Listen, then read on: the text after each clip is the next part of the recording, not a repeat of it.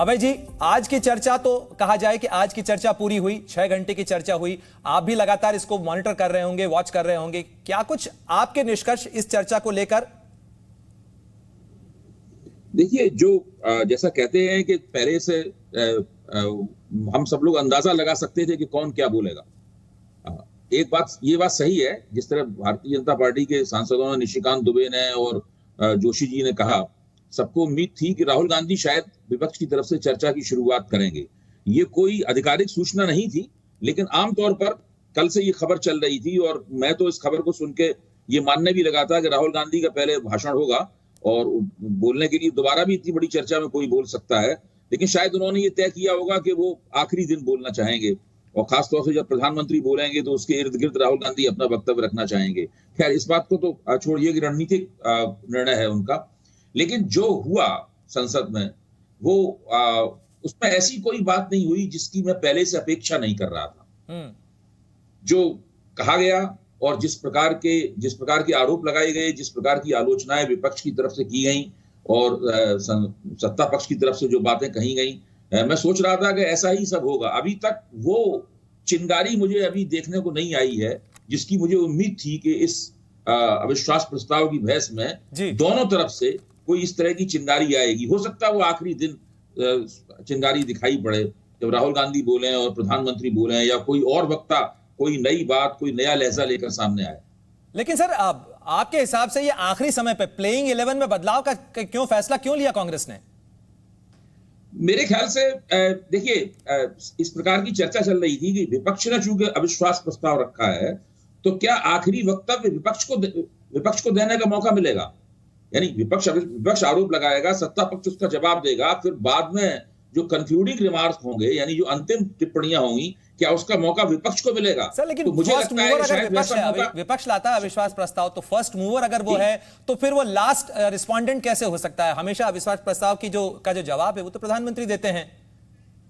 नहीं, प्रधानमंत्री जवाब देते हैं, लेकिन जिसने, मतलब मैं बता रहा हूं, इस प्रकार की चर्चाएं चल रही थी, मैं नहीं जानता क्या है, क्या प्रधानमंत्री जवाब देंगे, उसके बाद में जिसने प्रस्ताव रखा है उसको अधिकार मिलना चाहिए अपनी बात कहने का, लेकिन शायद उन्हें लगा होगा कि ऐसा नहीं होगा, तो इसलिए राहुल गांधी को उन्होंने पहले दिन से उनके वक्तव्य को आखिरी दिन शिफ्ट किया होगा। मेरा केवल एक अंदाज है, केवल ये, शायद ये किया, इस वजह से ऐसा किया गया हो।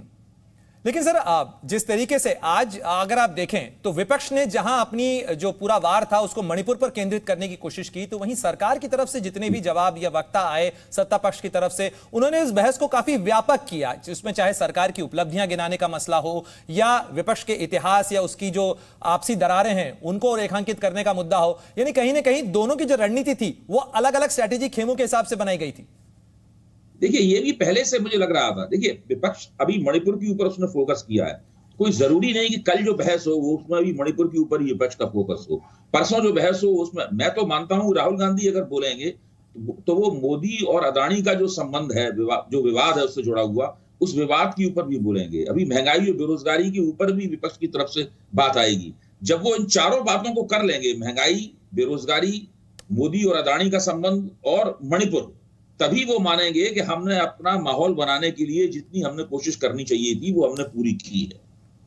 जी, अभय जी आप बने रहे हमारे साथ में। संगीत रागी भी हमारे साथ जुड़ गए हैं। प्रोफेसर रागी, जिस तरीके से आज की बहस हुई उसमें कहीं ना कहीं ऐसा लग रहा था कि राहुल गांधी जरूर केंद्र में आ गए हैं। यानी अगर इंडिया गठबंधन की बात की जाए तो चाहे उनका बोलना हो ना बोलना हो, इवन सरकार की तरफ से भी जो वार किया गया है, ऐसा लग रहा है कि पूरी जो बहस है या अविश्वास प्रस्ताव है वो राहुल पर केंद्रित हो रहा है।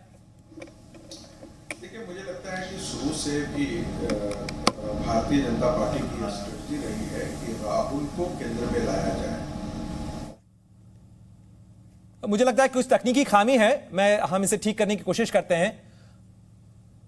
तो जिस तरीके से एक बार आपको ग्राफिक के जरिए बता दें कि किस तरीके से कांग्रेस ने राहुल पर रणनीति किस तरीके से तैयार की। आज सुबह कांग्रेस की तरफ से ट्वीट किया गया सुबह 10:28 के ऊपर, और इस तरीके से यह संकेत मिले कि चर्चा उसकी शुरुआत जो है 11:28 पर कांग्रेस का ट्वीट आता है और उसमें आज सदन में बोलेंगे जननायक, यह कहा जाता है। वहीं सुबह 11:55 पे राहुल गांधी का नाम हटाया गया है। यानी अविश्वास प्रस्ताव पर 12 बजे बहस शुरू होनी थी, केवल 5 मिनट पहले यह बदलाव किया गया और बहस की शुरुआत जो 12 बजे है कार्यवाही शुरू हुई, तो करीब 12:10 या 12:12 के ऊपर गौरव गोगोई ने, जो कि इसके प्रस्तावक भी थे अविश्वास प्रस्ताव के, उन्होंने भाषण की कमान संभाली और उन्होंने अविश्वास प्रस्ताव सदन में पेश किया। प्रोफेसर संगीत रागी, अगर आप मुझे सुन पा रहे हैं तो मेरा सवाल इसी चीज को लेकर था कि आज सरकार की तरफ से, जो बीजेपी की तरफ से भी वार किया निशिकांत दुबे ने, तो उन्होंने भी राहुल गांधी को लेकर बात की। बहस की शुरुआत में ही जब गौरव गोगोई बोल रहे थे तब भी संसदीय कार्य मंत्री प्रहलाद जोशी ने वार किया, तो उन्होंने भी इसी के अंदर राहुल गांधी को निशाना बनाया और उन्होंने कहा कि हम तो अपेक्षा कर रहे थे राहुल गांधी बोलने वाले हैं। तो ये राहुल पर इतना केंद्रित रखने की क्या जरूरत थी? देखिए, कांग्रेस पार्टी को शुरू में ये था, जब राहुल गांधी संसद में नहीं थे तो कांग्रेस पार्टी ने ये सोच करके कि चूंकि गौरव गोगोई जो हैं वो नॉर्थ ईस्ट से आते हैं, इसलिए वो प्रस्तावक के साथ साथ इस पूरे अभियान का नेतृत्व करेंगे। जो सरकार के खिलाफ जो प्रहार होगा वो गौरव गोगोई ही शुरुआत करेंगे। लेकिन भारतीय जनता पार्टी की शुरू से ही कोशिश रही है कि राहुल गांधी को केंद्र में लाया जाए। इसके कारण है, भारतीय जनता पार्टी के राजनीतिक स्ट्रेटजी का हिस्सा रहा है कि जैसे ही राहुल केंद्र में आते हैं, कांग्रेस यदि बहुत ज़्यादा कमज़ोर होती है तो ये ठीक नहीं है। और राहुल यदि केंद्र में आते हैं तो आने वाले दिनों में जो वर्चस्व की लड़ाई इंडिया के अंदर होने वाली है वो राहुल गांधी के केंद्र में आने से ज़्यादा बढ़ जाएगी, क्योंकि बहुत सारे लोग उसके एक के बाद एक नेता हैं। मसलन ममता बनर्जी को क्या राहुल गांधी का नेतृत्व स्वीकार होगा? ऐसे बहुत सारे लोग हैं जो राहुल गांधी के नेतृत्व को स्वीकार नहीं करेंगे।